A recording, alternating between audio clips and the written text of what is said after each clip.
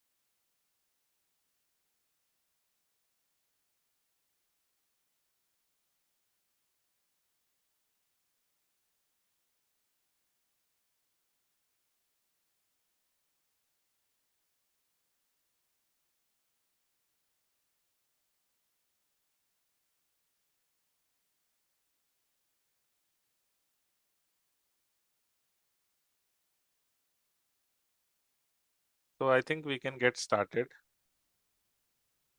Uh, Hello, everyone. Again, my name is Randhir, and let me give you my introduction. Then I would request all of you to introduce yourself. And Yeah, with your Good introduction, afternoon. Yeah, good yeah, afternoon. good afternoon, Amitabh.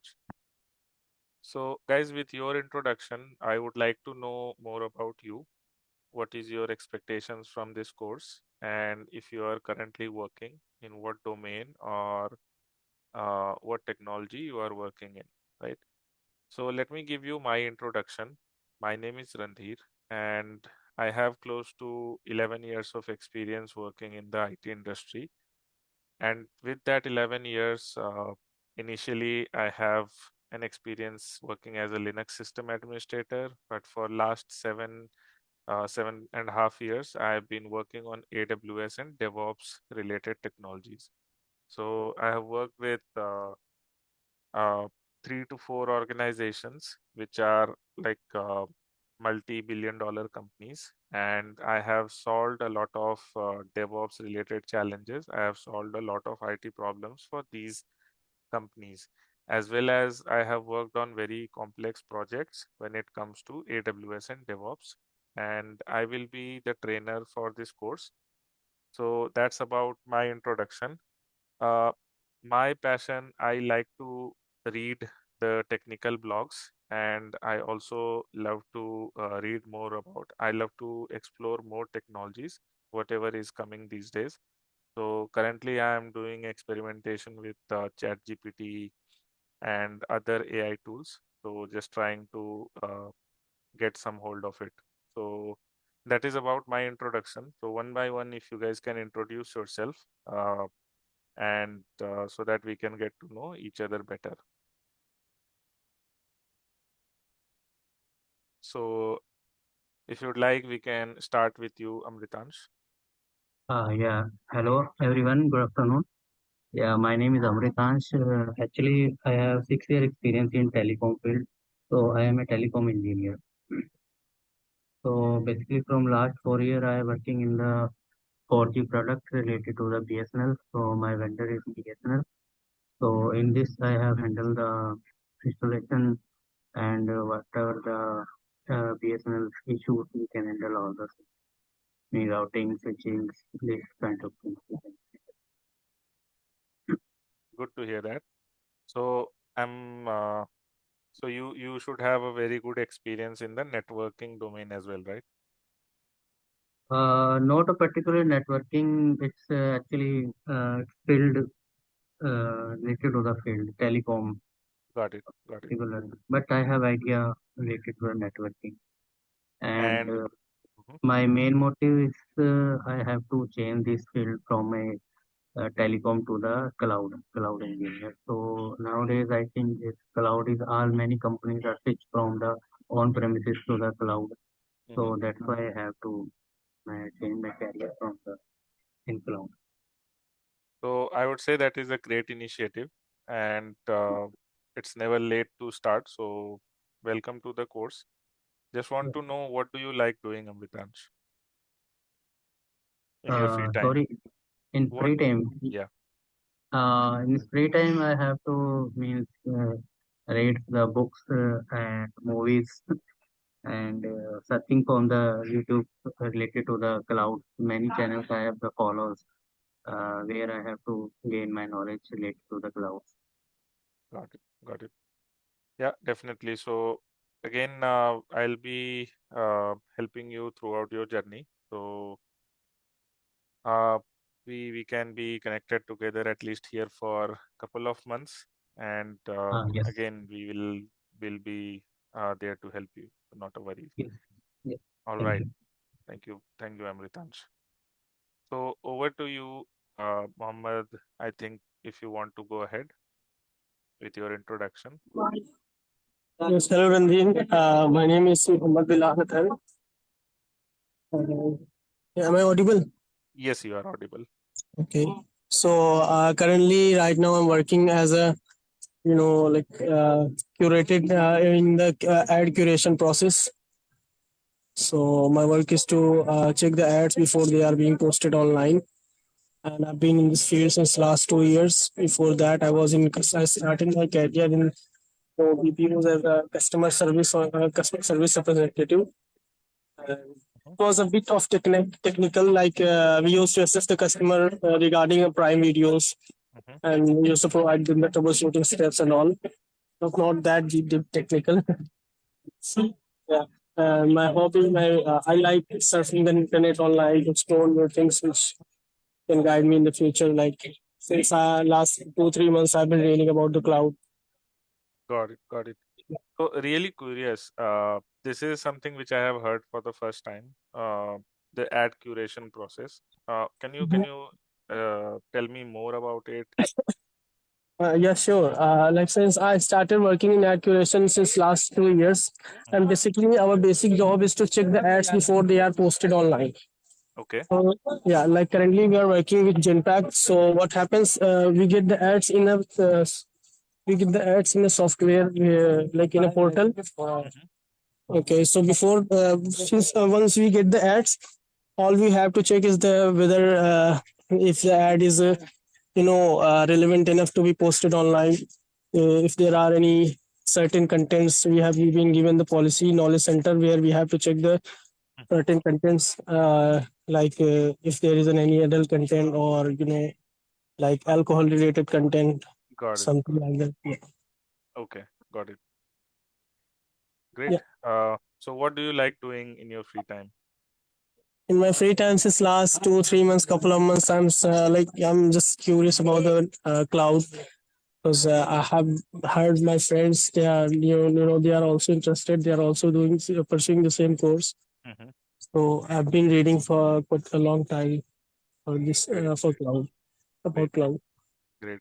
Yeah. And any specific reason that you selected cloud? Because there are a lot of courses over in the market. So why cloud? Yeah, just because uh, I'm not sure. It's like because since my childhood, I was curious enough about the things which are not visible to us with our real eyes. Hmm. Like we're talking on the phone, and we're not aware about the mechanism. How does this work? Right. So I am a bit curious about this. So I was Def- interested in the past, but due to circumstances, I was not able to get into it. But Mhm. since now I'm stable enough, thanks to Right. the God. Thanks to Yep. God. Yeah. Yep. Thank you so much for your introduction. And yeah, welcome to the course again. And I think you are at the right place. I can say that you are at the right place. So over a period of time, whatever training we will do in a certain way that uh, for now I get the overall idea. Let's also get an introduction from Vandana and get to know her. So Vandana, if you can start with your introduction. Hello, good evening. Vandana, My your name voice is is breaking. Vandana had nothing about to. Hello. Your voice is breaking, Vandana. Can I audible? It's much better, but What? it's much better, but don't know if it will break again. So yeah, please go ahead.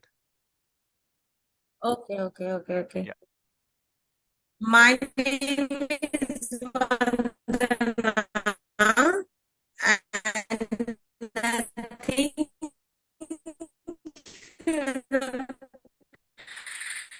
about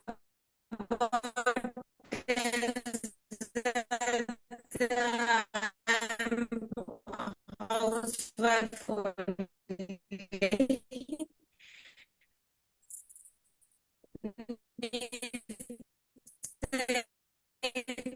So is it You just for me or create everybody is getting an for me. Same. okay? Vandana, so sorry for that. Actually, you have to repeat again. I think your voice is breaking. Maybe you want to leave the call and rejoin so that we can hear you better.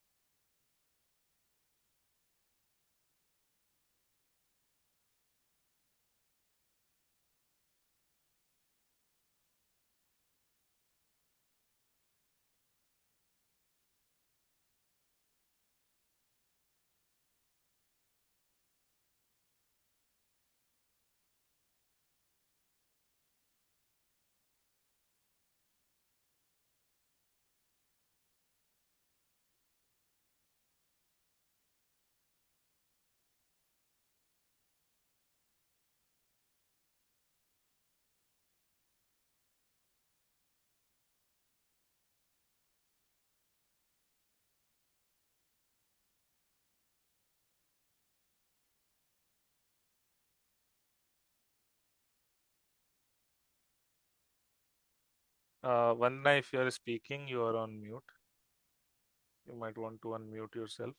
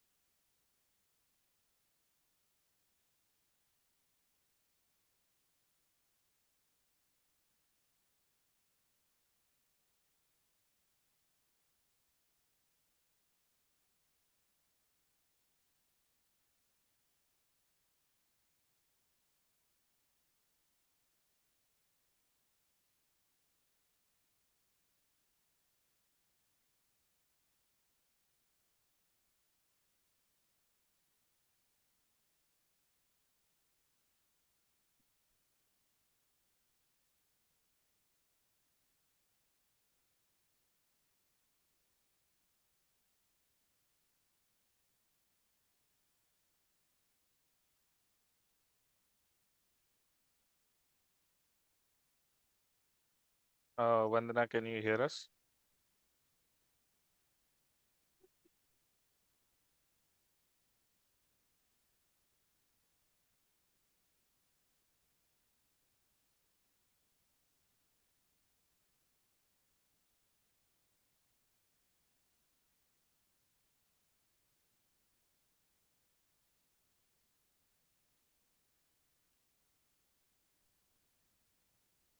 Hello. Can I audible? There is a If bit of yes, yeah, there is a bit of it's breaking in between. It's not very clear. Can you hear me properly? Yes, yes, yes. Okay, I can hear you, sir. okay. Uh, so are you joined to the Wi-Fi or are you connected using the phone network?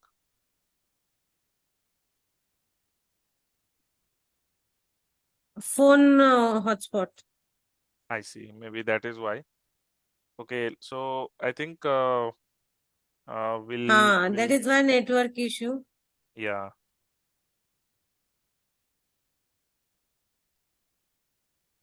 Okay, I think this is Nothing tell about me. My name is Vandana only, and I'm only housewife.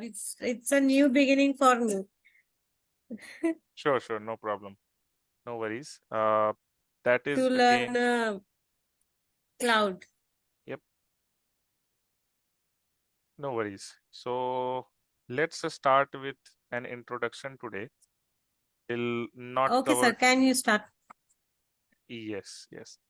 So there are few things that I wanted to request you before we get started.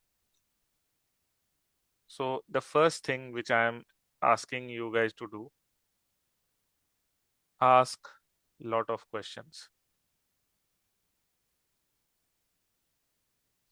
So how we will start is we will start with basics. Then we will get to know the AWS cloud.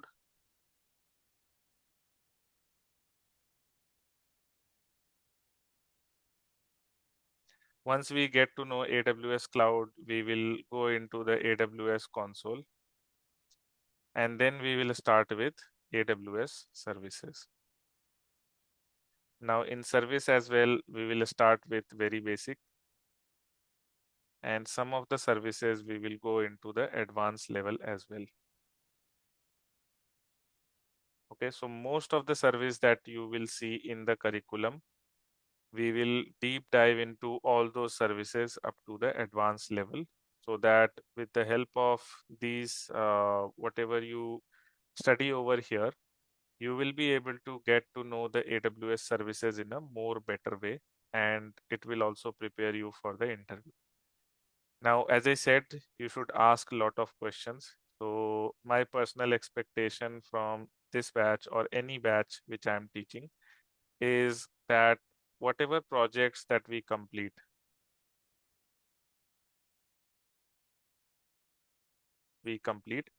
So you should take a look in your free time, or you should also complete on your own, right?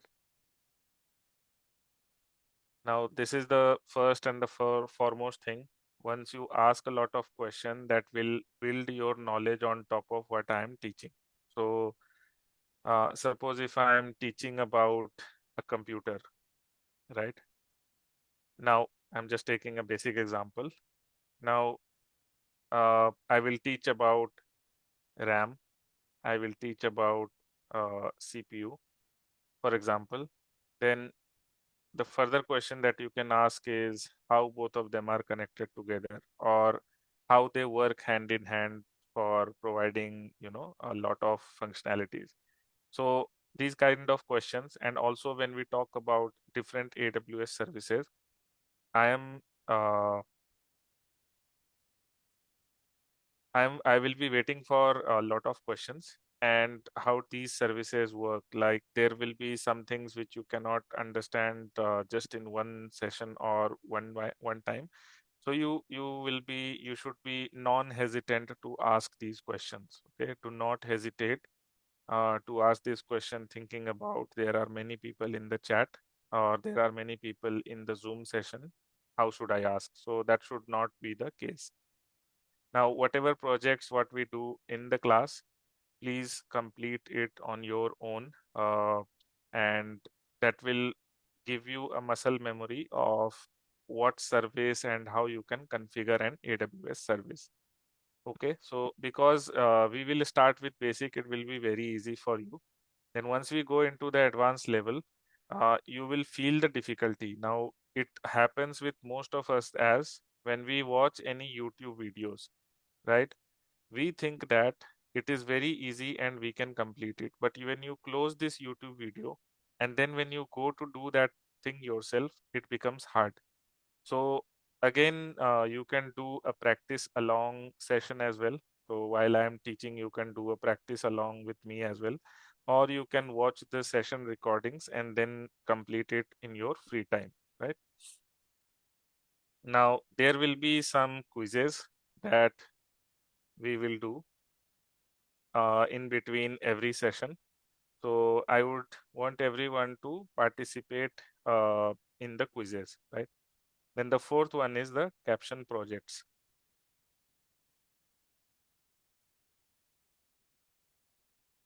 Now, caption project is something that we can do towards the end of the course, or we will see as if we can include it in between, so that if there is any doubts you have, you can also ask those doubts, right? So these are the four things that I want from your side. And if you promise me these four things, I can promise you that you will not be disappointed. Whatever knowledge that you require in order to clear the AWS Solution Architect exam, you will get from here.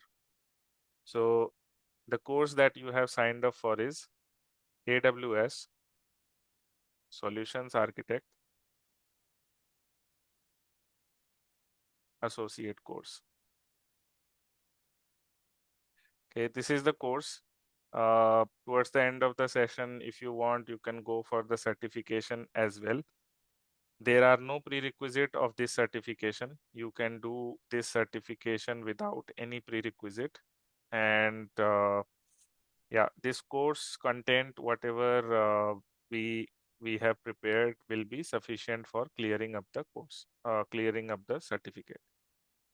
Okay, if you have any further question to the expectation to about the course, or if you have any additional question, feel free to ask.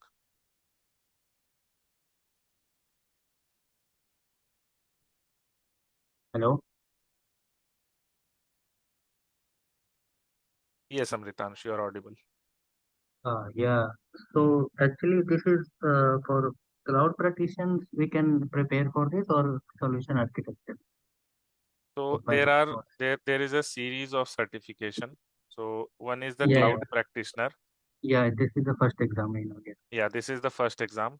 Now the second exam is AWS Solutions Architect Associate. Okay, I'm not sure if the exam is called like this. I have just taken the short abbreviation. So cloud practitioner. Now solutions architect. This will be the associate level certification. Now, similar to this is another certification which is also called as So, SysOps Associate. Okay, and there is another associate certification which is called as Developer Associate. Now, the professional level certification for this one is Solutions Architect Professional. And after giving these two exams, you can give the DevOps Professional. So these are advanced level certification which needs some amount of experience, like 2 to 5 years of experience. So, but these do not need any experience. Ideally, AWS says that you should have at least 6 months of experience, but if you don't have, that is also fine. Then apart from that, there are certain specialty exams which test you on the basis of certain specialty. Pardon me for the writing. So the first exam for a specialty is the networking specialty. The second one is security specialty. The third one is big data or analytics. The fourth one is I think the database. The fifth one over here will be machine learning.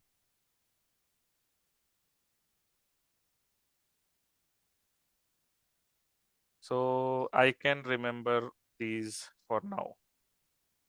So how many it became? 1, 2, 3, 4, 5, 6, 6 and 5, 11 certifications. There might be something new as well, which I'm not able to recall and the back of my mind.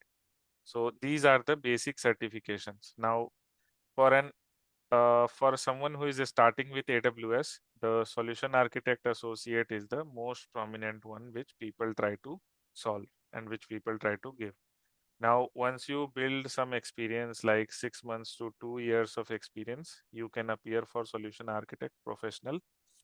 Now, if you are someone who would like troubleshooting, if you are someone who would like, operations, the system administrator work, so SysOps Associate is a good exam to give. Now, uh, people also try to be, trained in the field of DevOps. So they give Developer Associate and DevOps Professional certification. Now, if you are someone who specializes in certain domain, so maybe someone has good networking hands-on, someone has a good security hands-on, so you can choose from your specific area of interest, you can choose from your specific area of expertise. So these are the certifications which AWS has. Uh, Again, if you give the exam by yourself, so if you book the exam by yourself, whatever fee that you pay, so first time you have to pay the full fees. Okay, now the next time, once you clear the exam, you get a 50% discount on the subsequent exams. So suppose if you give a Solution Architect Associate, you have to pay for the full amount over here, but from the next time, whatever exam that you give, you will get a 50% of discount coupon on that. So AWS will basically AWS encourages people to do their AWS certification as much as they can, right? So these are the certifications. Any more questions related to the certification? No, not related to the certification. Actually, I have some doubts. Yeah. Okay, actually, I want to make career in AWS only. So, Okay. but I want not make career in DevOps. So, is there any means we can do DevOps also tools when we have to learn the AWS? That is not necessary. So currently, if you are starting with Solution Architect Associate, right? So Okay. the next step for this is Solution Architect Professional. Now, uh, when you start giving the interviews, you can appear for the positions where it says as AWS admin, cloud admin. You can also go for sysadmin. You can go for solutions architect. So this one is AWS admin is a part of which certification? So the knowledge that you will gain from the solutions architect associate can be applied to all these job roles. Okay, okay. Okay, so apart from the solution architect, there is a new job role which is also AWS FinOps associate. So AWS FinOps basically handles the finance of AWS accounts. So there also you have a good scope. So these are the things that I can recall right now. There can be more depending on the different job function and depending on the organization structure. The same knowledge can also be applied to the DevOps as well as there are AWS network engineers, AWS security engineers. So all these roles will basically gain the expertise from Solution Architect Associate certification itself. Okay, okay. So actually in market we can go with not only a single cloud. We can also learn the Azure also, na? Yes, Uh, that is. So again, if you because want, in I think in company no one selected the employees which have only the single cloud is there. Na? I think it is very difficult. so for that us. is not how I look at this. See, if you have an AWS certification or if you have a deep expertise in AWS, right? Maybe you have cleared the certification as well. So if you apply for a company where only AWS is used, right? Okay, So there you have the greater chance to work. Now, suppose if there is a company which is using both Azure.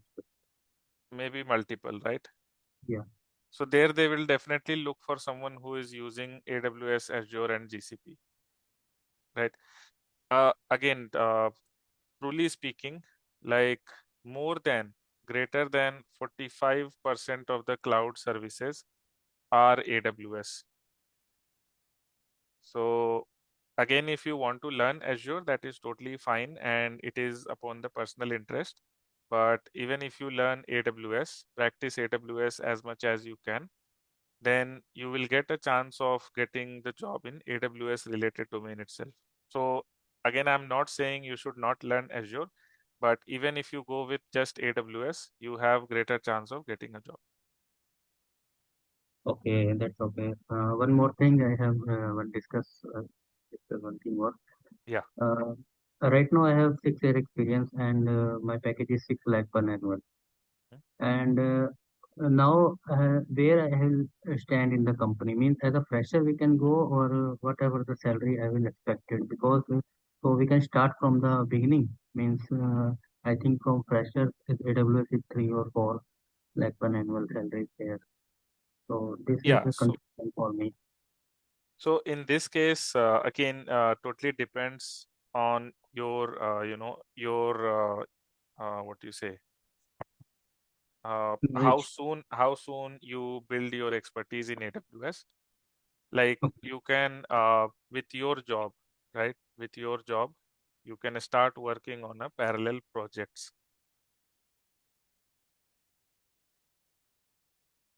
Whatever projects that we will do in this class, along with that, there are a lot of projects which are available on open source community like GitHub.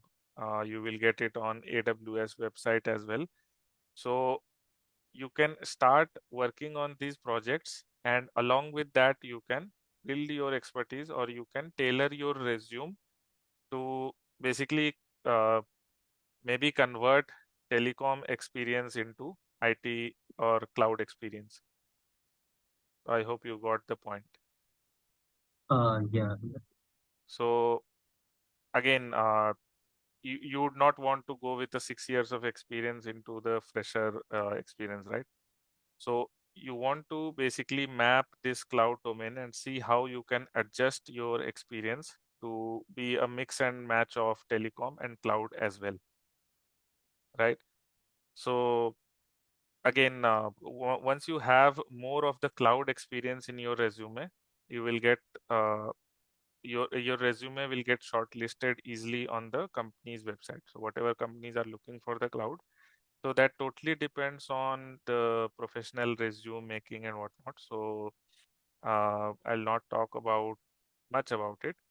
But if your resume reflects a great experience in AWS, then your resume will obviously get shortlisted. And once you clear the interview, there is no one to stop you from getting a job. and also in AWS means we have also learned that Docker and Kubernetes also because So some services are there na that elastic container and yeah, so some services are there in related to Docker. this in this case, we will cover the basics of ECS and EKS. Yeah, yes, Will yeah. not go into more detail of Docker and Kubernetes as such, but I will definitely show you how you can deploy an application using Docker.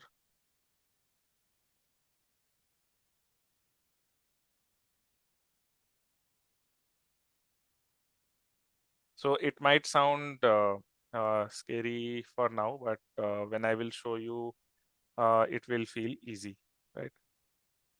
So not only you can deploy, you can create your own container and whatnot. You can also deploy the one which are already there in the market. So there are a lot of free softwares that you can deploy and test on your application.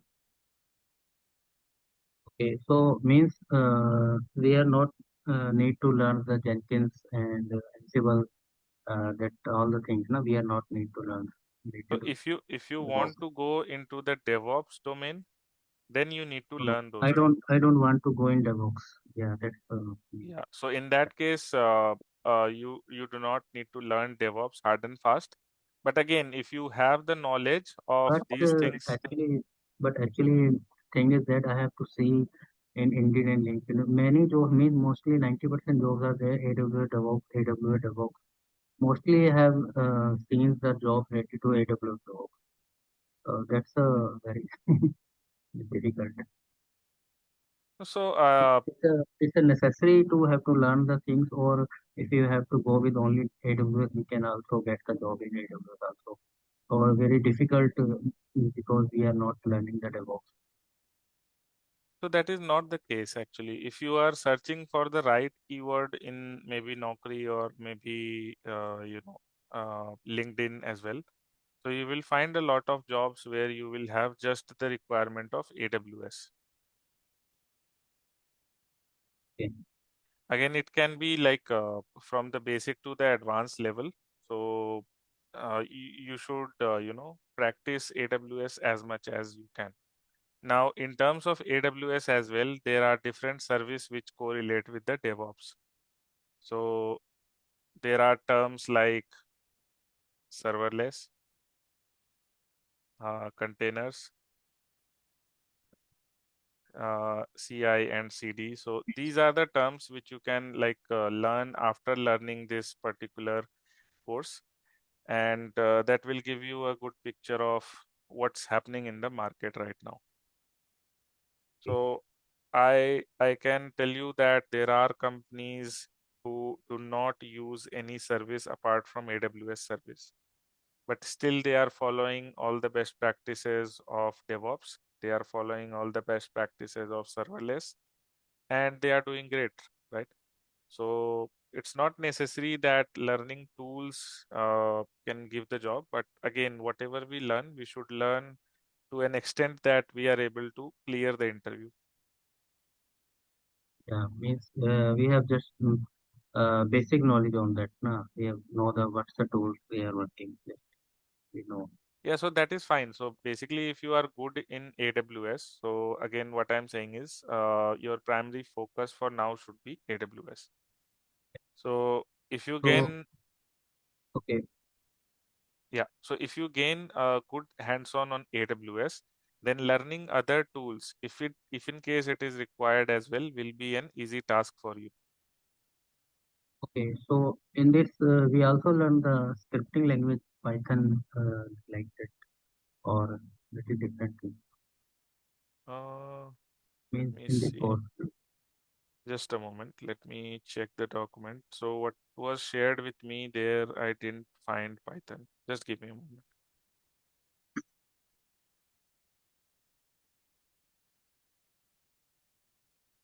In this one, no, I don't think we have included Python.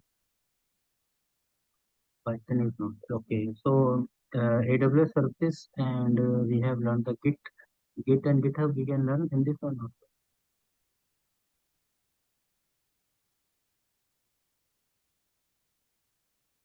Hello.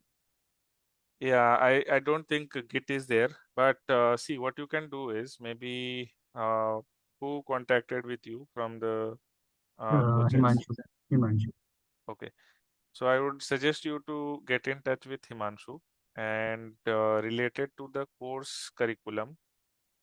Any one of you, if you have any doubts related to the course curriculum, right?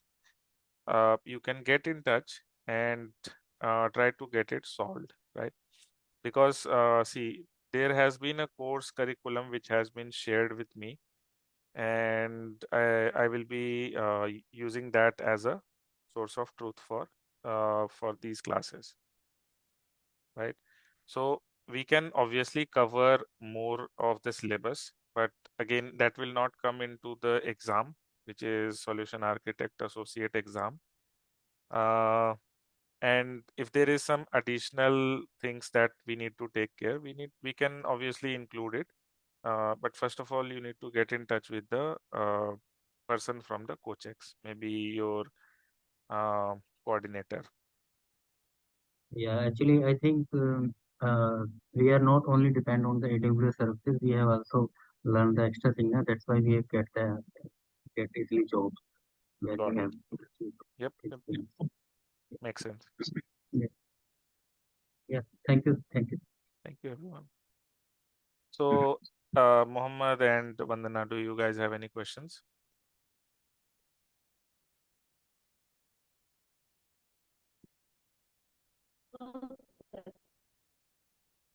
Okay. So today I would want to keep it light, right? I would not go into great details and in depth of AWS or anything. Let's keep it light for today, and we will start with a basic introduction of what is computer and what is a CPU. So, can anyone tell me what you understand by the term computer?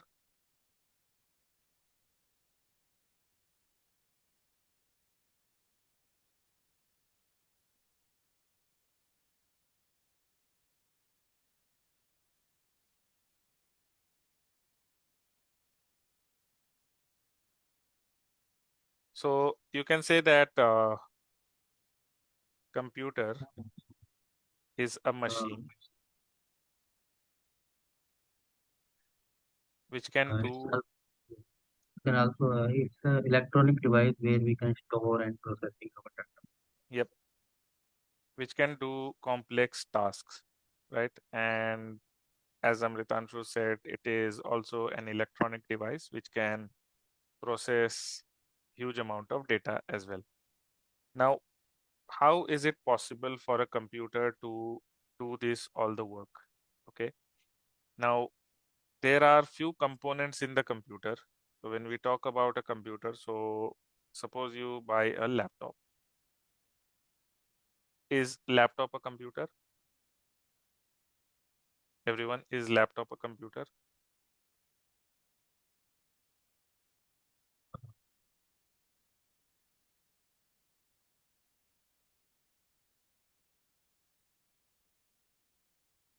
Guys, yes or no? Do you think, Yes, sir. okay, so laptop is a computer. So when you go to buy a laptop, what are the things that you look into a laptop so that it can be considered as a good laptop?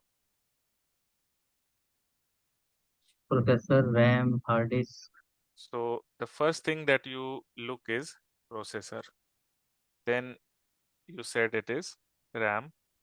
Then you said it is hard disk. So I'll consider hard disk into storage. Is that fine? Yeah, Okay. Then last come the battery backup and whatnot. So I can erase the third one. The other thing with that we can keep is, right, so processor, RAM, and storage. Now, when we talk about the processor, what is a processor? So imagine computer as a Pandora's box, right? Or you can take computer as a tunnel. So suppose this is a tunnel. Okay. Now in uh, in the start of the tunnel, so let me redraw it.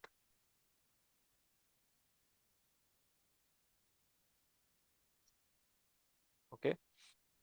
So over here, suppose this is a car going inside, right? So suppose this is a car going inside. So this is called as input, and whatever is coming outside of the computer is called as output. So for example, you put 2 plus 2 in the keyboard, and what comes out is 4. Now, what does or how does computer takes care of this thing? So the computer receives an input. The computer receives an input as 2 plus 2.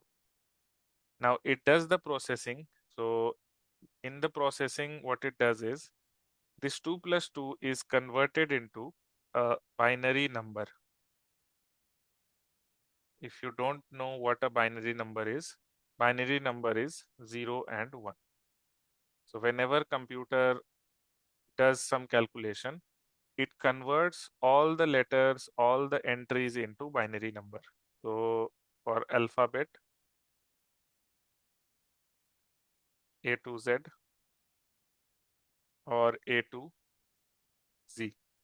For number, 0 to 9, you will be able to find the binary number for all of this, right?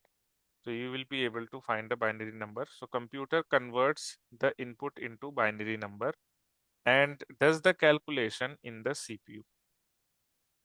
CPU stands for Central Processing Unit. Okay, CPU stands for Central Processing Unit. Now, why do we call it as Central Processing Unit?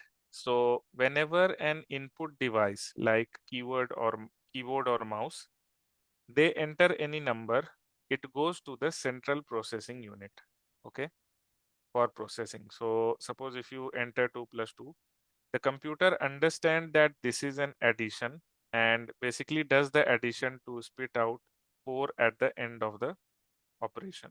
Okay, so this is how the CPU works. Now, the question will be that when you enter 2 plus 2, what is the memory where this 2 plus 2 is saved? So we have a temporary memory which is called as random access memory.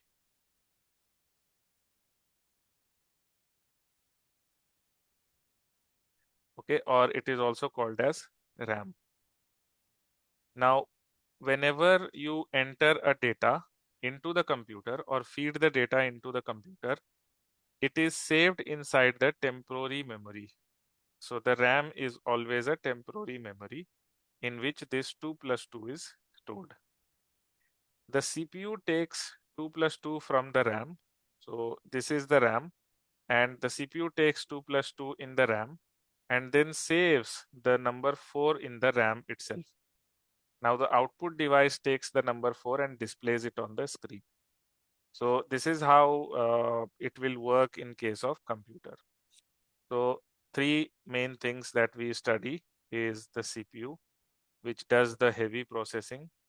So the second one is RAM, which is used for temporarily storing the data. And the third one is storage. You can also say it is a permanent storage. Okay. So I will not go through or I will not read all the text over here because at the end of the session, we'll also share the PPT with you. So you can take a look. But basically, this slide talks about the central processing unit, how each and every task of the computer is converted into the, what is the process in which computer does the work. So this is about the CPU and computer and the CPU architecture. Now the next thing that we are going to talk about is the RAM. So RAM actually not only stores the temporary data. So whenever you open the application, for example, a notepad, okay, this notepad uses some amount of RAM in order to load. Now, the more RAM you have, the more application you will be able to open on your computer. So it is a computer memory or random access memory. It is temporary in nature. So as soon as you shut down the computer, whatever is stored in the RAM is gone. Okay. Until and unless the computer is running, you will have some amount of data in the RAM. Any questions in the CPU and RAM, everyone? No. All right.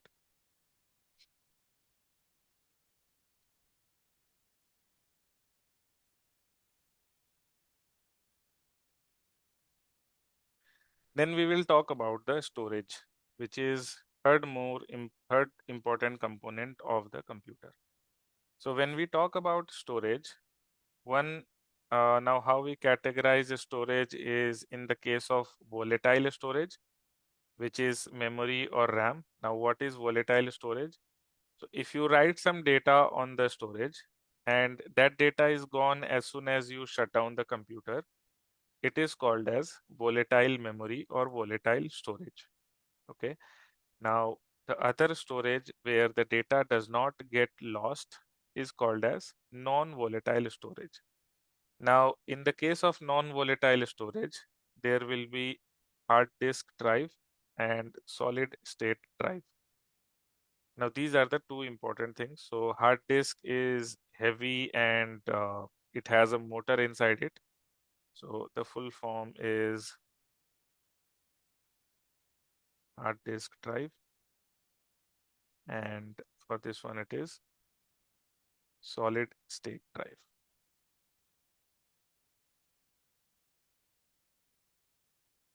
Now, we are going through the basics, guys, just to give you a refresher. And it will correlate to the AWS services. When we talk about servers and whatnot, it will correlate.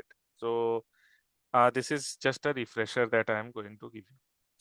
Now we talked about RAM, and when we talk about HDD and SSD, so comparing the HDD with SSD, HDD is slow and SSD is fast.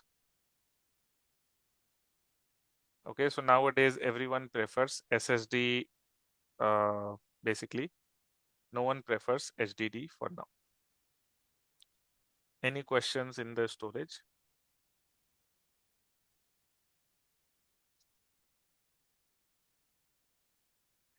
Now, having talked about the storage, we'll talk about the database. Now, I'll stop here and I'll stop for your answer. The definition is written over here. So if you can read through the definition and try to understand if you can get any meaningful answer out of it. And can you explain me what do you understand by the database? And I'm hoping you will not use the definition which is written over here.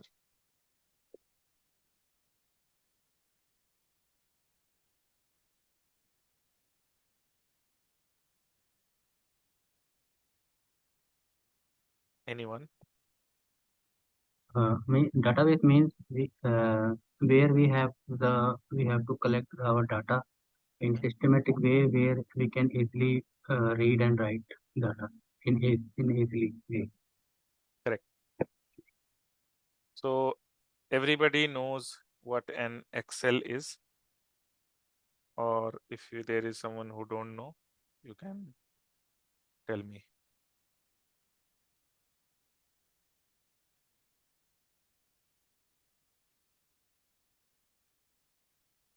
Everyone, I'm hoping for the participation from everyone so that we can uh, bring an interactive culture here. So basically, it will also foster learning as well. So if there is any doubt which you have, you can ask. You never know that if the other people also have the same doubt. So uh, I'm asking everyone to please unmute and speak up.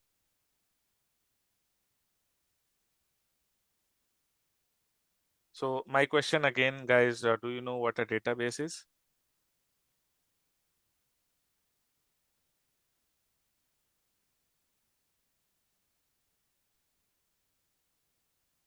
Database is used for stored data.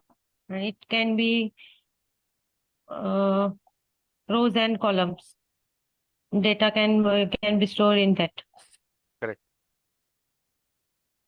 So first thing that we got is rows and columns. And Amritansh said that it is a collection of data. So collection of data over here.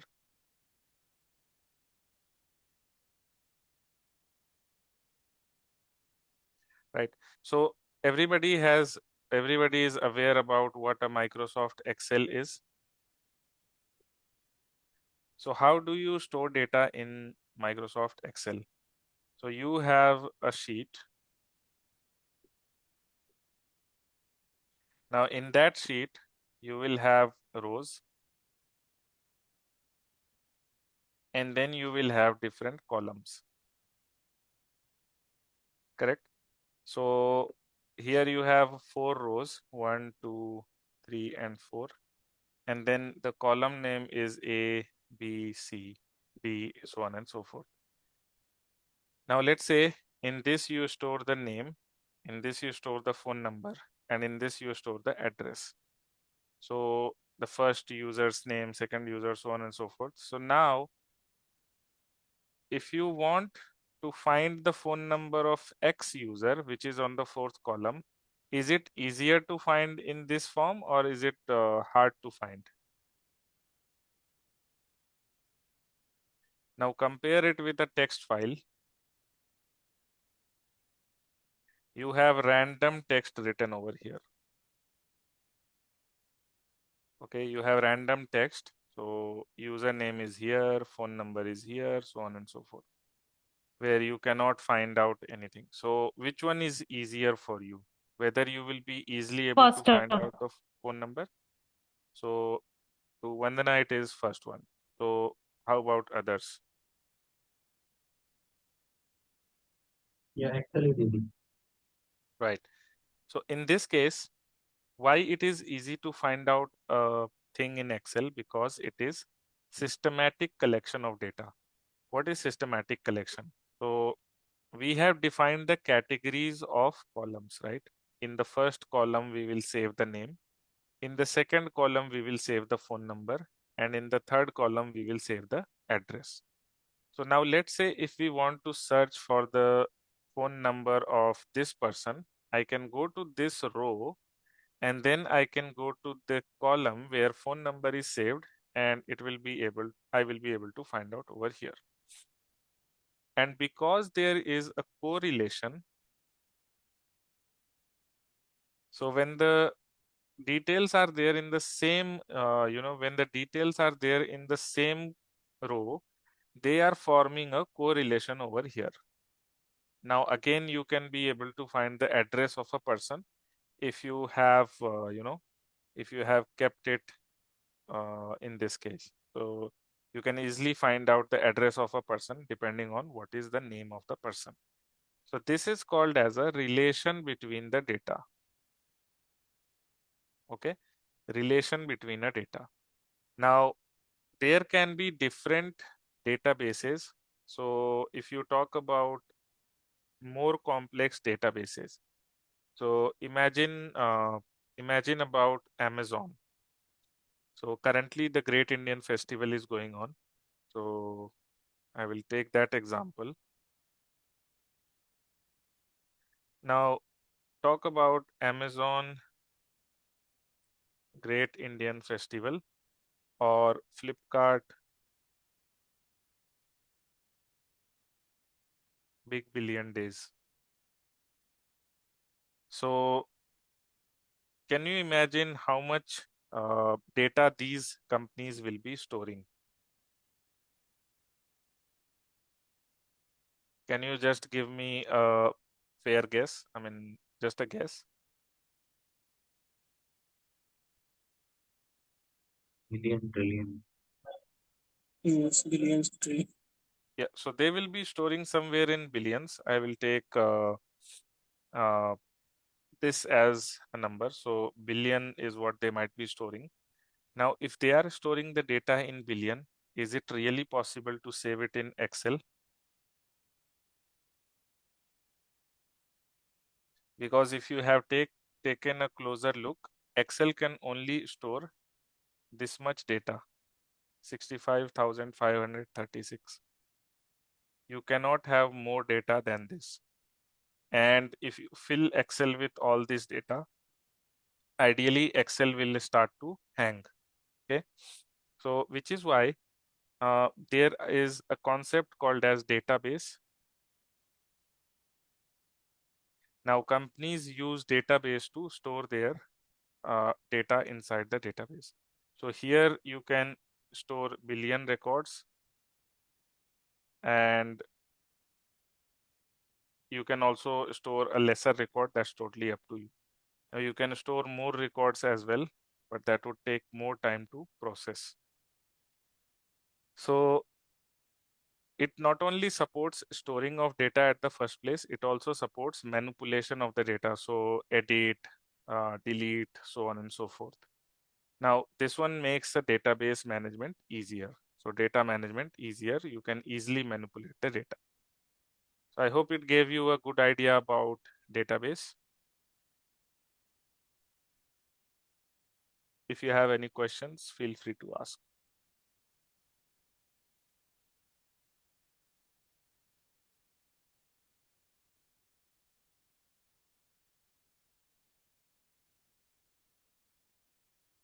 Okay, so let's move forward.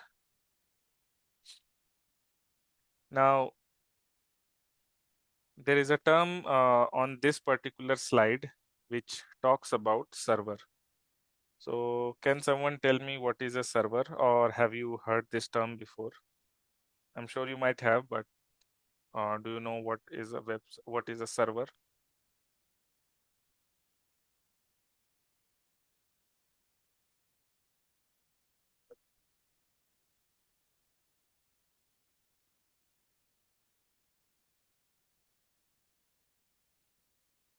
Server means where we can create server in our home also.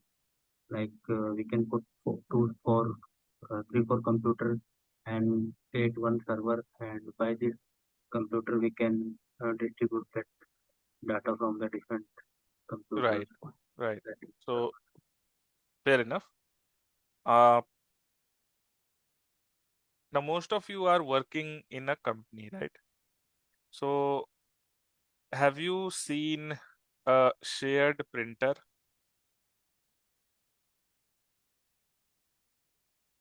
Have you seen a printer? So there is a printer which is kept somewhere in the company, and everyone can fire the print command from their computers. Have you seen such kind of a setup?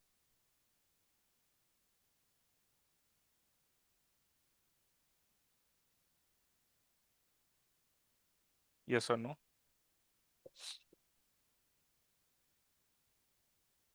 Yes, yes. So in this case, there can be multiple users. Let's say 100 users are there. And these 100 users are using a single printer. Okay. So the printer is basically serving to the print request of all the users, right? So in this case, it is serving the request, correct?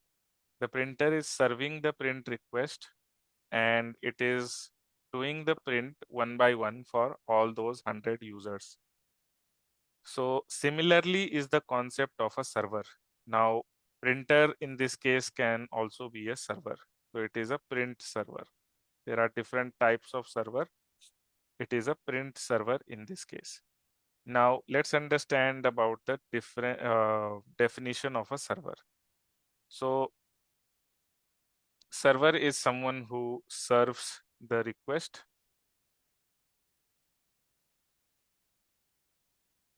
Okay. And it is a computer which can have higher capacity. But that is not a hard and fast rule. If it does not have a higher capacity, then also it can be a server. Okay. So we took an example of the print server. Now let's take an example of a server which is running a website. So suppose this is a server and this is running a website. I have multiple clients, or there are multiple computers on the internet,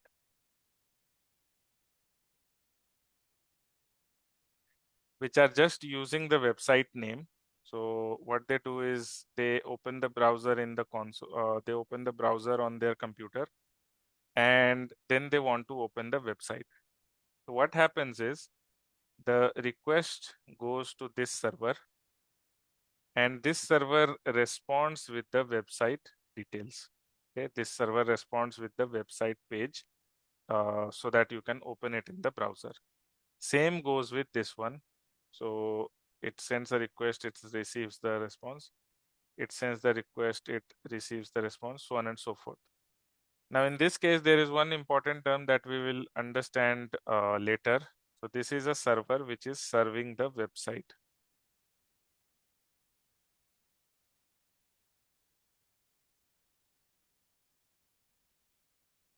Okay, each server has its own unique configuration. So uh, we will we will look at the bare minimum configuration of a server. We will try to run a web page on our server when we talk about AWS services. So again, it is evident that web server is a computer that runs a website, and you can have the website running where you can distribute the response using a particular computer, right? So that is called as a server. Again, it can have a higher capacity or it can have a lower capacity as well. So you can have a server with 4 CPU and 16 GB of RAM. Okay, you do not need to go fancy crazy like 128 cores and 1024 GB of RAM. This is not the requirement. So you can have this one as well and still can serve the traffic without any issues. Okay, Uh, so the yeah, server server is already means connected to the database server. that Means, is not required. okay.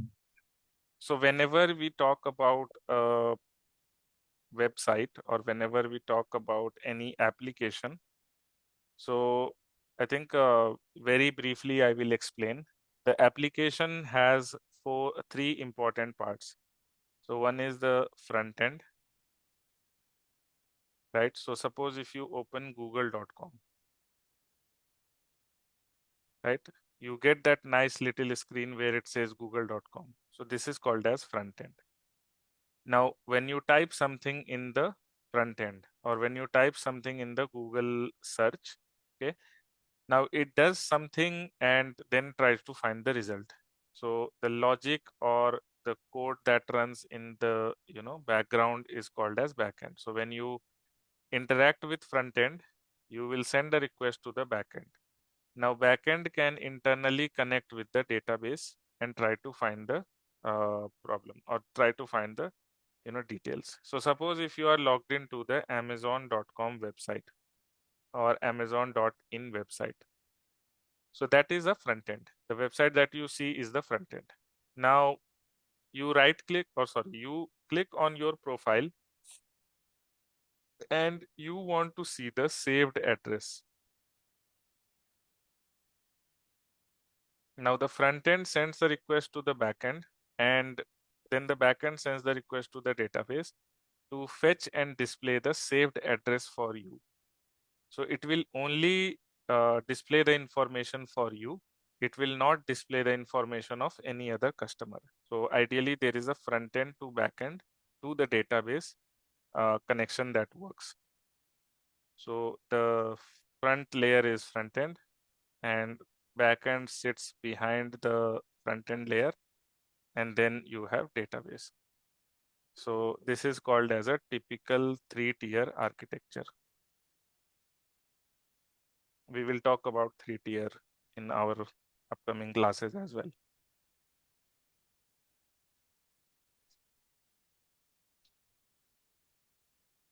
All right. So any other questions so far? No.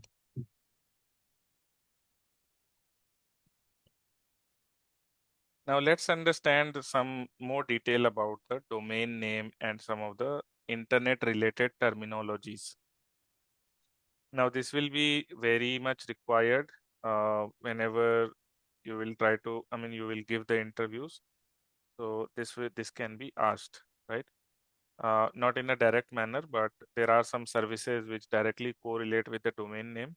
So you can be asked these questions.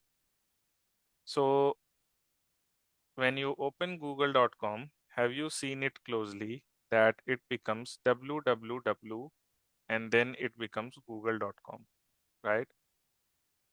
So what is this in this example? What is this web hosting insights.com? This is called as a domain name. Okay. Whenever you have to create your own website or you want to start your own business, you have to create a domain name with which your company will be recognized, right? So for example, google.com has its own domain, which is google.com. Now Facebook also has its own domain, which is facebook.com, so on and so forth, right? So any company for say like Amazon has its own domain, Flipkart has its own domain, so on and so forth. So these are, these are some of the important things that you should be aware. Now, within the domain name, there is one name and then you have an extension. So there is nothing much to talk about the name. It totally depends on the availability. It totally depends on what name suits your company the best. So you can go with any name over here. So there is nothing much to talk about it. What is there to talk about is the extension. So when we talk about the extension, extensions can be of the different types. Excuse me, somebody said something. Okay. Now, when we talk about the extension, so if you see a .com extension, it is solely meant for commercial purpose. So in some way or the other, you are making some money out of that website. When you have .org, that is belonging to an organization or non-profit organization. So nowadays, this IO thing is pretty famous. This is suggesting the AI-driven companies. Now, if you have .edu, that means it is an educational website. So extension is needed. Any name that you purchase will have an extension attached to it. Okay, and based on that extension, the price for the domain name will be decided. So domain name is bought and sold on the internet. Now this www that you see, so www stands for World Wide Web and it is called as subdomain. So it is an entity, you can say it is a group of entity that is present on the internet. And this particular forum or this particular entity or community, you can say, it drives the rules and regulation. So www is drives the regulations on the internet. Okay. So World Wide Web is basically also to denote that this particular website is available worldwide. You can open it from anywhere. Now, at the start of the page, you will get something which is called as HTTPS. Okay, then you have a colon and then you have a double slash. So whenever you get this is called as a prefix. And when you get HTTPS, that means you have a secure website. When you just get HTTP, that means your website is not secure. So these are the components of a domain name. These are the components of a website. Please let me know if you have any questions.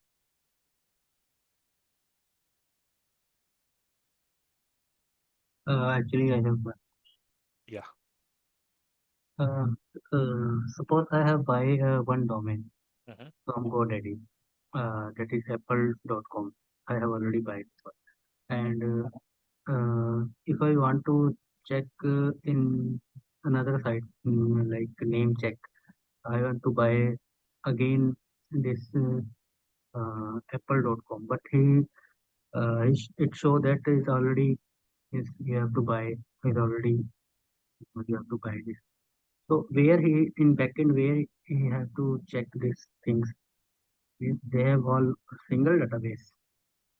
So there is a centralized product. Okay, this is a domain name, for example. Now there can be multiple sellers.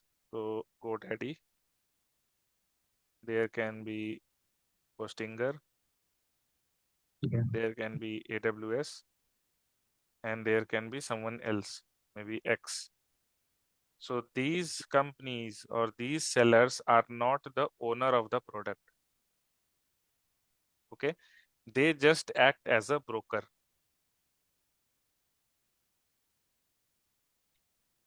Did you get my point? okay. So they are just acting as a broker.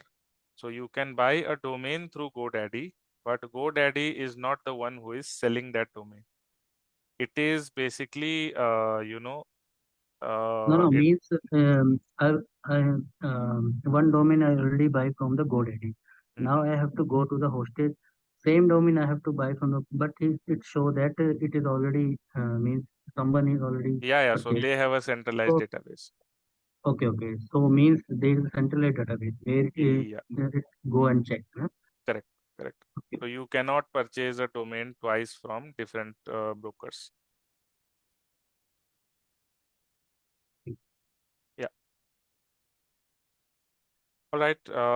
Let's take a 5 minutes break, and let's be back by 4:26.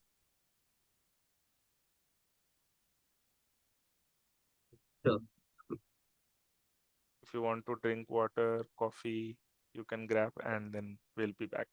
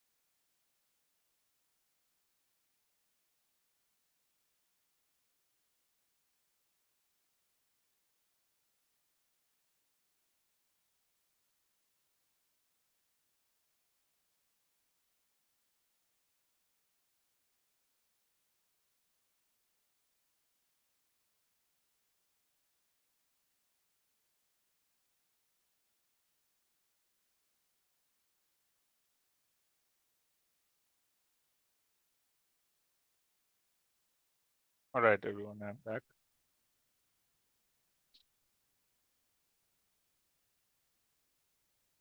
So let's talk about a new term which is called as virtualization. And this term we will refer quite often because whenever we talk about a server, we should understand how the server is created. Okay? So this is an important concept. When you talk about servers, or when you talk about a place where the companies store their servers, sorry about that, just one moment. So the the server that is basically provided to the user is not a single server, sorry, is not a single server. So when you talk about a server, when you talk about a server in detail, there can be multiple hardwares which are connected together, which are joined together, and they form a server. Now, this hardware is called as a bare metal server. So it's like you purchase 5 computers and then you combine all of those computers to form a single computer. Okay, so that is how it is saved. Now, if you talk about a bare metal, the companies purchase, for example, the companies will have 1,000 machines like this, and they will purchase a bare, that they will call it as a bare metal server. Now, on top of this bare metal, in order to completely utilize the service, what they do is there is a software called as a hypervisor that they install on top of the server.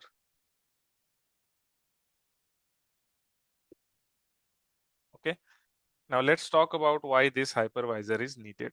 So suppose if you purchase a hardware, it has 5 cores and 16 GB of RAM.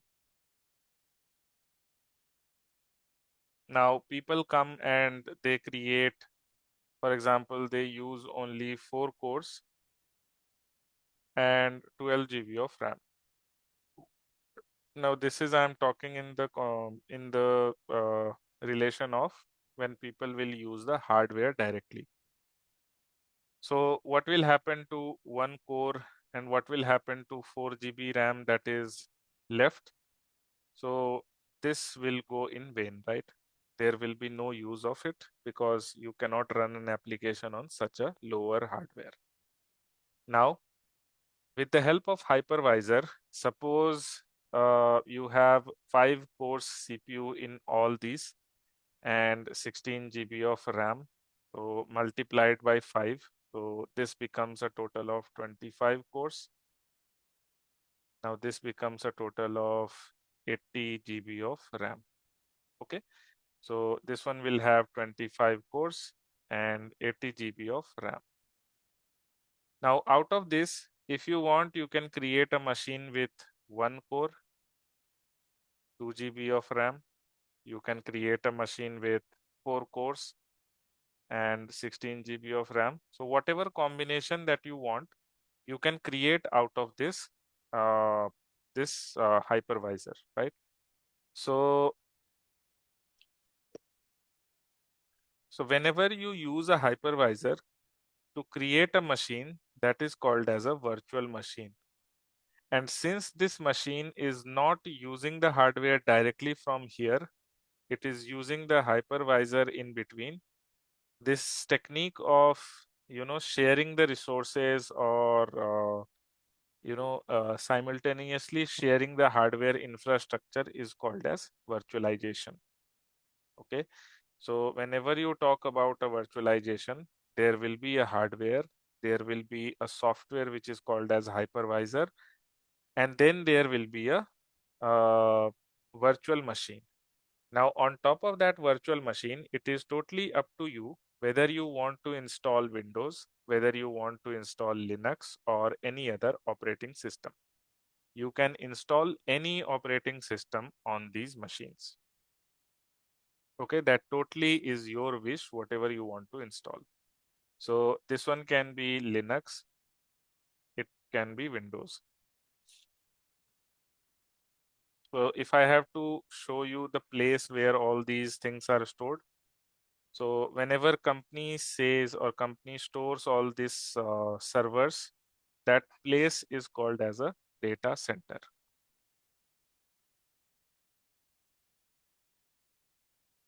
Please take a note of this word. It is called as a data center. Now let me show you a picture of a data center if you have not seen it already.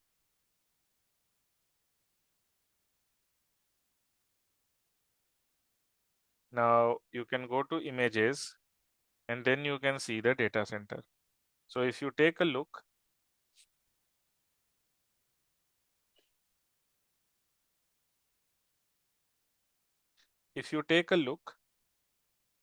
you have kind of different, almiras, right? These are, or shelves. You can also call it as shelves. And on the shelves, you have different boxes, right? These are different boxes that you have. So these are the servers. So these are the servers. And the mount on which this server is kept is called as rack. Okay, so the small boxes are called as servers or bare metal server.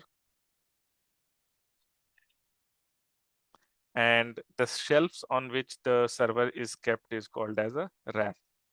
So now you can count from here to there how many racks you have. In my opinion, it will be 15 this side and 15 this side. And just assuming that you have 10 servers on each rack, it will be 150 plus 150. That is 300 in a single row. 300 servers are kept in a single row. And if you talk about the data center will have hundreds of rows like this. Okay, it is a very big place where you have thousands and thousands of servers kept which are connected together. So you can just assume, or you can just analyze the capacity or the power that these data center possess uh, in terms of the software and the hardware. So I hope by now you got the idea about the virtualization. If you have any doubts, please feel free to ask. Where where we install that hypervisor We install the hypervisor directly on the hardware. on the hardware? Yeah. No. In case of that data center, where we install that hypervisor? So there is a data center person who takes care of all this. So you can directly connect. I mean, you might have seen in the movies, people go ahead and connect their laptop to the server, and then they actually do the things, right? So Yes. similarly, there is a server operations person who goes ahead and directly logs in or directly interact with the hardware to install the hypervisor on top of it. And also we can do in our laptop. Suppose in my laptop I have installed the virtual VM, and after that we directly install the Linux on that. So hypervisor means where we installing the hypervisor in that my local machine. So again, in order to discuss that, we have two types of virtualization. One is the type 1, which is widely used in the industry. Then type 2 is a hosted one, or it is also meant for personal use. So the first layer is the hardware layer, which is common in both the case. So you can purchase a laptop from the market, or you can purchase a desktop from the market. Similarly, you purchase a server from the server company, or maybe Dell or HP or anything like that. Now, in terms of type 1, you directly install the hypervisor on top of hardware, right? Whereas in this case, you will have either Linux or Mac or Linux. Sorry, I wrote Linux two times. or you can have Windows. So you can have Linux, Mac, or Windows as the host operating system. And when you talk about the hypervisor in case of the personal laptop, there can be two main softwares that you might be using. One is the VMware Workstation. Okay. The other one is Oracle VirtualBox. So these softwares are called as hypervisor softwares.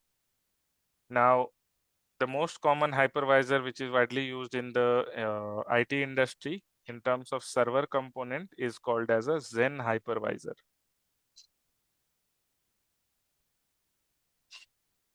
Okay.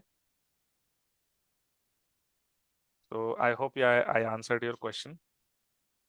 So the only difference between two types of virtualization, you have a host operating system in between in case of type 2 virtualization.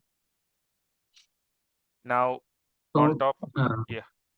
so in hypervisor, we also need means some hardware or RAM is there, na? Or when we install the hypervisor.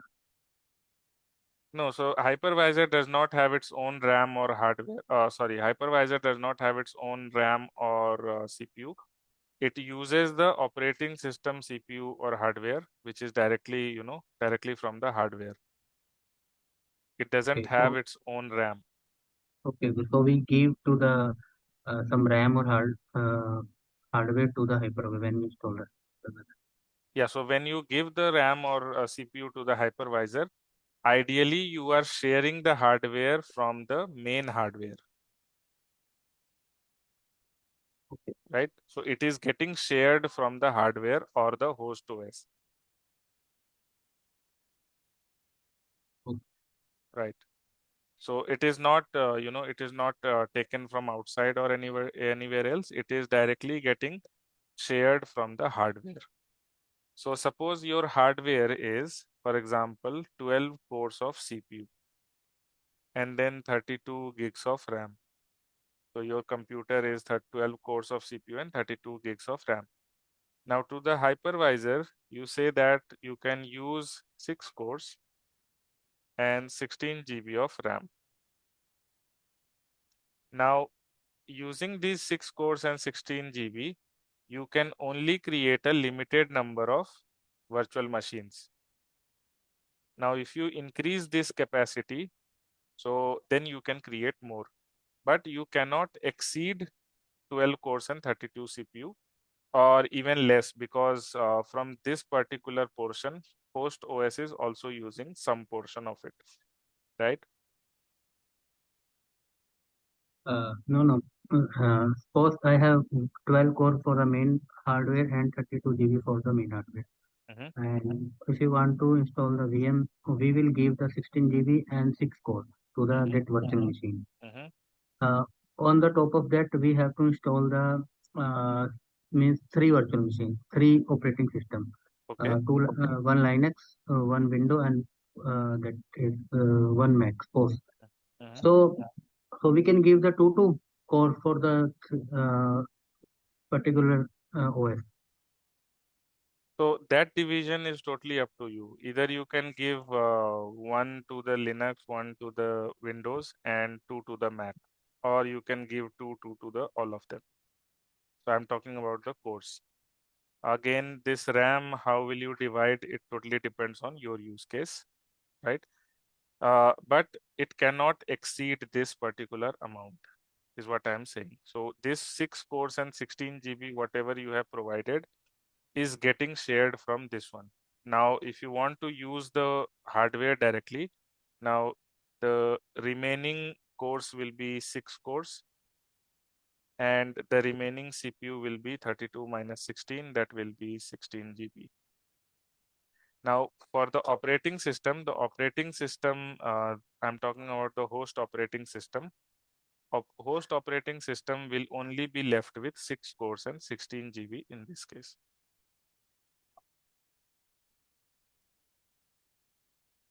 Okay. Means suppose I have installed the virtual machine, I have installed the everything will be done.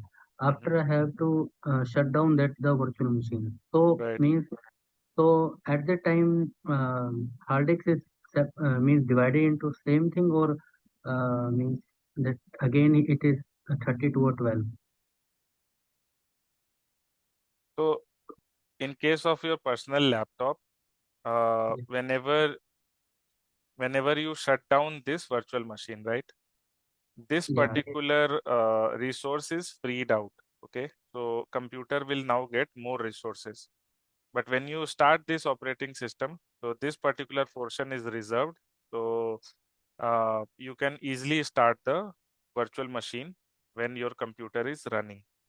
So So then that means particular it's resource will be. so means it's a temporary means we have give a Yeah, temporary. it's a temporary allocation. Okay, okay, It's not a permanent allocation. The moment you uninstall the hypervisor, this allocation is also removed. okay, okay. Yeah, yeah. Yes, no clear. Thank you. Yeah, all right. So by that we complete the basics of computer as well as the basics of internet. If you want, we can start with cloud computing basics.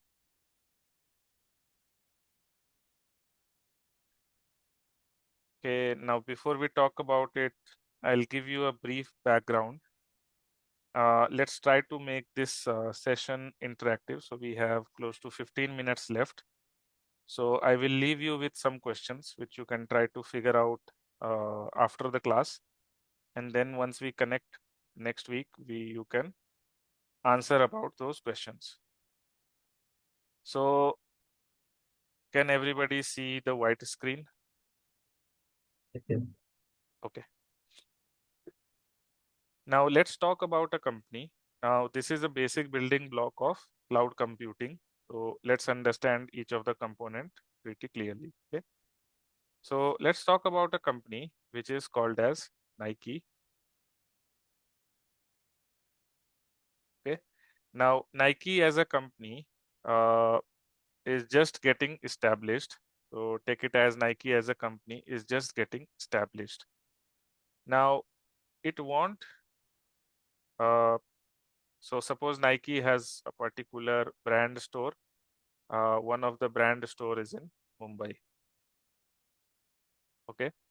So can anyone tell me if somebody lives in the Hyderabad and he want to wear Nike shoes, what is the possibility of him getting the shoes? Or is it possible for him to get the shoes?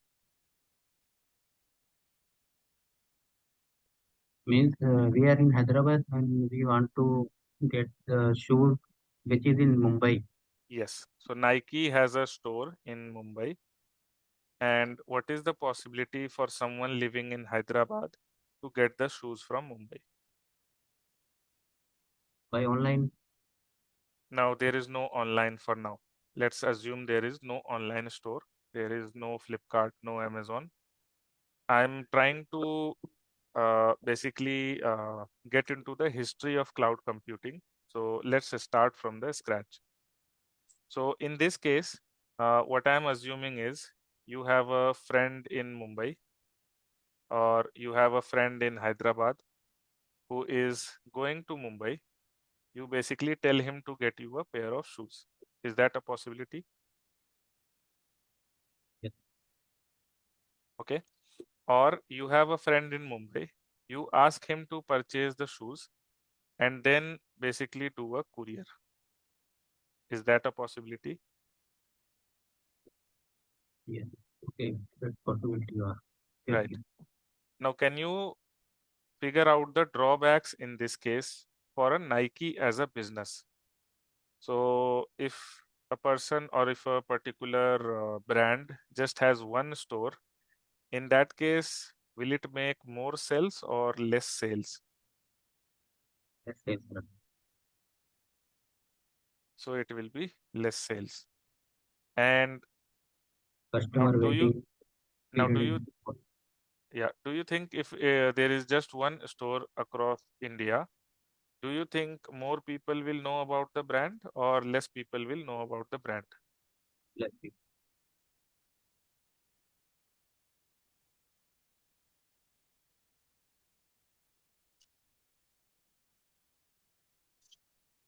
All right.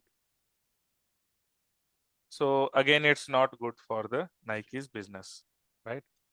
Now, Nike basically opened 10 or 11 stores across India. Now, somewhat its sales increases, but not to the extent that it wants to increase the business. Okay. So opening offline store is not a solution. So what is the solution in this case?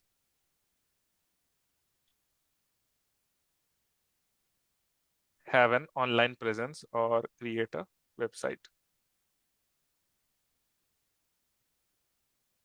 Okay, create a website. Now, one another day, Nike thought of creating a website. Okay. So, can you tell me what are the things that Nike will need in order to create a website? Now, imagine there is no cloud, there is nothing. Nike has to do everything on its own. Uh, First, buy a domain name. So, yeah, that is again required. So, buy a domain name. Now, does Nike have to purchase Buy a servers? server hardware. Right, servers. And can a single server serve the request of these many people, 130 crore Indians? So let's take a bare minimum, okay? Don't stress too much. Let's take a bare minimum. Let's take 4 servers, for example. Let's take a domain name. Let's take 4 servers. Now, what are the other things which are required in order to run the server?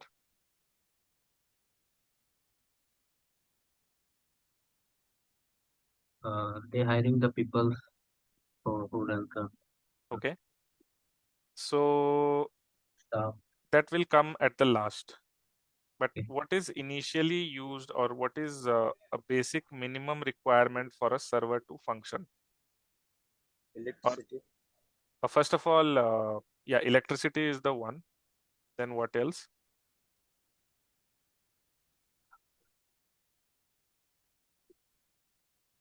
Now, do you need internet or no? Yes, yes. So you need an internet connectivity. Now, where will you keep the server? Can you keep it on the road Data or center. No, no. We need a data. so you need a data center or a building maybe. So even if it is a single room building, that is totally fine, but that will be called as a data center. So we got the bare minimum requirement. Now let's understand from the people's perspective. So in order to manage the servers, do you need system administrators who are well versed with either Linux or Windows or other operating systems? So do you need system admin?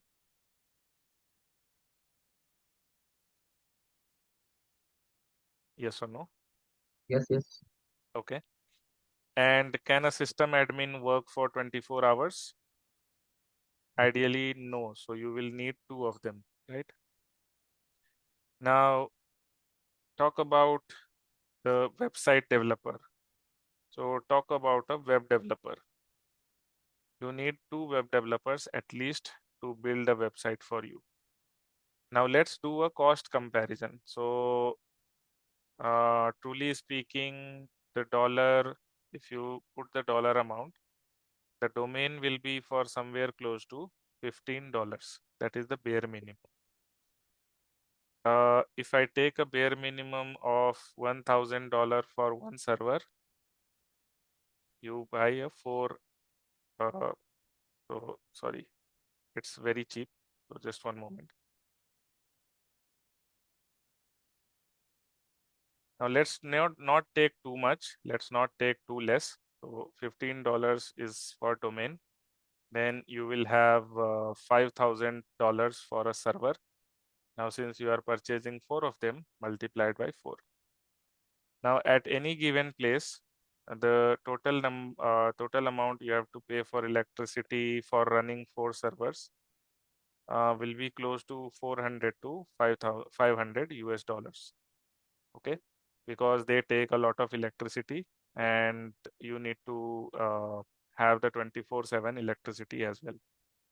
Now, in India as well, if you go for a high speed internet, it can come for $100 minimum, or sorry, maximum $100.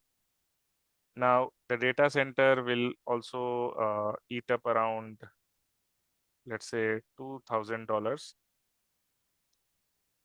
And if you talk about a system admin, let's take a minimum of, if you talk about the Indian currency, $2,000 monthly multiplied by 2. And here also, if you are hiring a very cheap web developer, then it will be 2000 into 2. So let's talk $15. Maybe we can get rid of this one because this is not adding substantial amount of cost. So let's not consider that as well. So it will come up to $20,000 for just the servers. And this is a one-time cost. Now you will pay $400 for electricity. You will pay $100 for internet. You will pay $2,000 for the place. You will pay 4,000 over here, and you will pay 4,000 over here. So can you calculate the total amount and give me the number?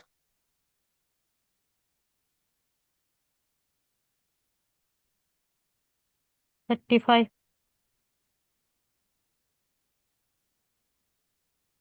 So for me, it comes up to $30,500.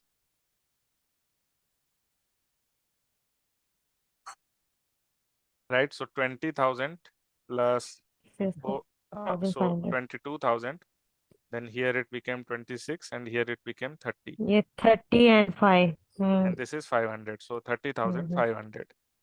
Now, 500. and this is a one-time cost, but this one is a recurring cost. So it is a per month cost which you have to multiply by 12. So let's say even if this is 10,500, we will multiply it by 12, which will come up to, so it will come up to 18,000 USDs per year. So if you have to do a yearly calculation, this will be the $20,000 cost for the server one time, and then $18,000 for 12 months. So it will not be that less. Let me think.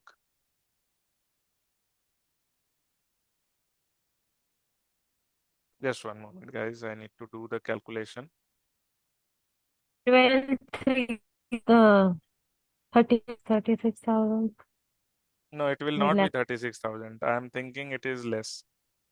So into 12, it comes Okay. to 1,26,000. I did the wrong calculation. So it is 1,26,000. So if you have to talk about the complete, price, this will come up to somewhere close to $1,26,000 plus the 20,000 for the server.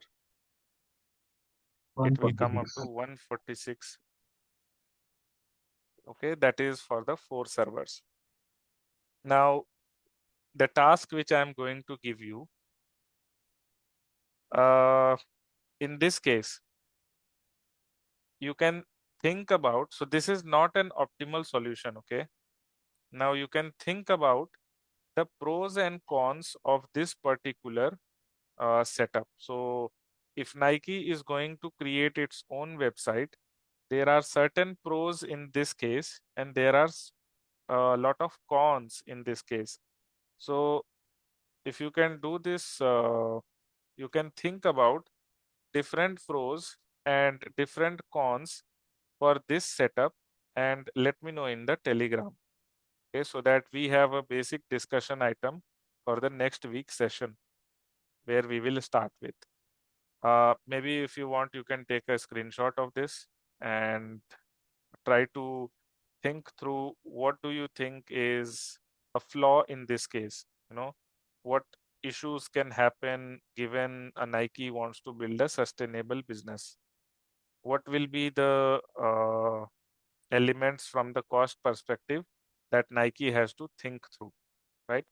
And then we will know how the cloud is going to solve the problem. Okay. So maybe if you can do these two things, uh, we will have a good point of discussion next week. Sounds good? Pros, cons means we don't know. So pros is basically the benefits. Cons is the or advantages. Pros basically means advantages, or cons means the disadvantages.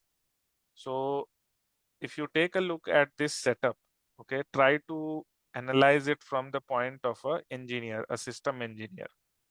Okay, try to analyze thinking that Nike is your company. So what will you do in order to save on some cost, or where do you think there can be issues? So I would like to give you a hint.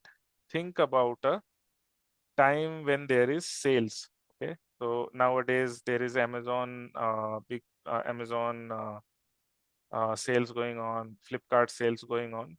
Try to think as how will these four server cater to those many requests. You know, so I almost gave you all the hint. So maybe you can think through and note down the points. We can maybe discuss once we start the class next week. Okay, I think if you want, you can go ahead and take the screenshot.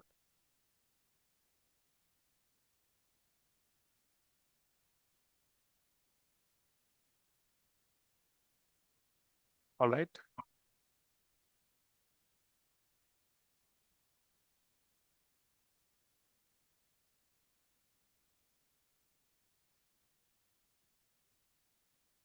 I will make your job easier. I will capture the screen and then I will send this in the chat.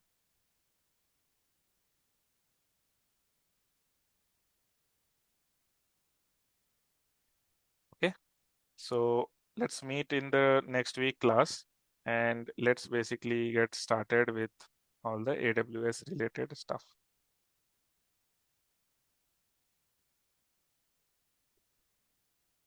All right. Anything else that you want to discuss, guys?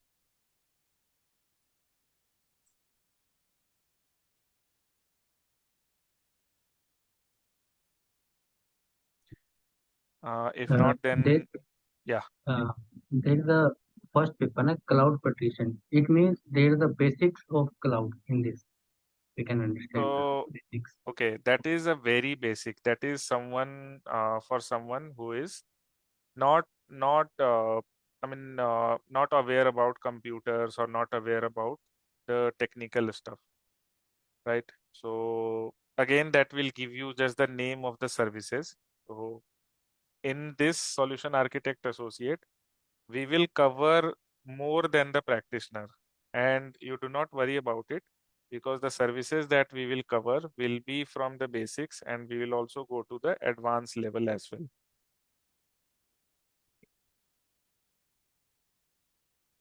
Okay.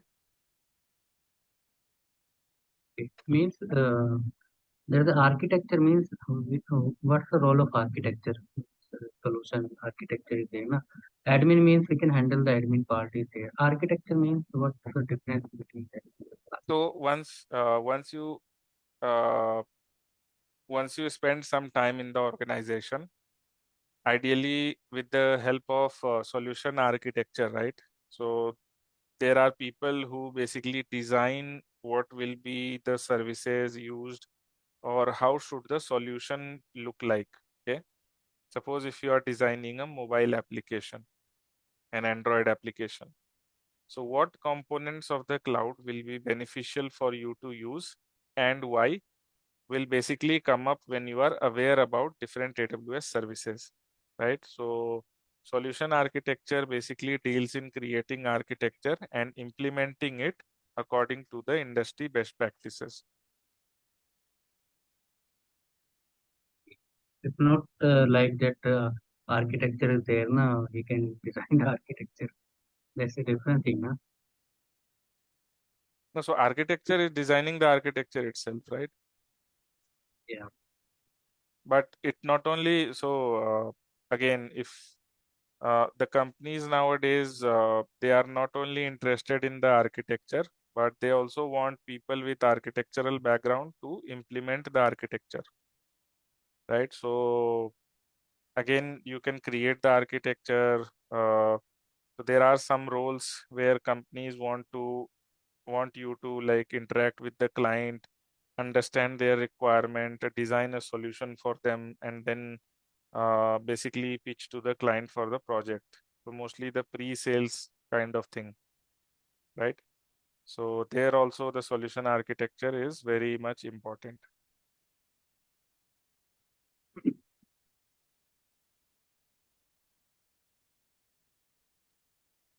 Okay, suppose we have to select the AWS admin. We have to go in the AWS admin. So after that, we means what's the roadmap of after that AWS admin? Means architecture is a professional. After that, we have no sorry, associate architecture is their solution. After that, we have the solution professional. There is a roadmap. But in this, what's the roadmap next? So Maybe if you talk about from the role perspective, if you get the cloud administrator, right? So with the cloud administrator, there are different levels in the company. So you might have heard about level 1, level 2, level 3. So there is a person who is supposed to do just the basic tasks, right? Now every day the ticket comes and he resolves the ticket. So that is a basic cloud administrator first level job. Now in the second level, they can be included in the advanced troubleshooting. They can be included in the advanced project setup, etc. Now, the third level of the cloud administration is basically managing the team and then also overlooking all the architecture and design implementation which are getting done. Now, if you like want to pursue in this case, you can keep getting more knowledge of different technologies, what's going in the market, what are different domains, and so on and so forth. So it's a pretty promising role. and what's the right time to give that the certification? Means cloud partitions and that solution. Solution means that we have at least we have a 2 year experience the industry. After that, we will try to give the solution architect paper. And what's the So right you time for the can, yeah, you can give the cloud solution partition? architect. I would not suggest you to go with cloud practitioner because in this case we are going to anyway cover the advanced level topics, right? Not only the basics. So I would not suggest you to waste your money on cloud practitioner.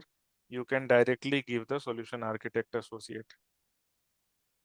Yeah. But for solution, at least we have the 2 year experience. Na? After That that, is right? that is just the AWS documentation. uh, Okay. there is no prerequisite which is asked in the exam. So in the exam, no one will ask you whether you have experience or not. So AWS recommends you to have some experience before giving the certification. So if you have hands-on experience, you can, I mean, you will think through before uh, accepting any solution, right? If someone does not have experience, like if you just try to give the certification after the training, so it will be more of a theoretical knowledge rather than the practical knowledge, right? So AWS recommends you to gain some practical experience and then give the exam. So that is why it is written on the website. Okay. Yeah. All right. So I'll see you guys next week, and then we will cover the introduction to cloud computing and we will get into AWS related services, right? All right. Thank you, everyone. Have a nice weekend.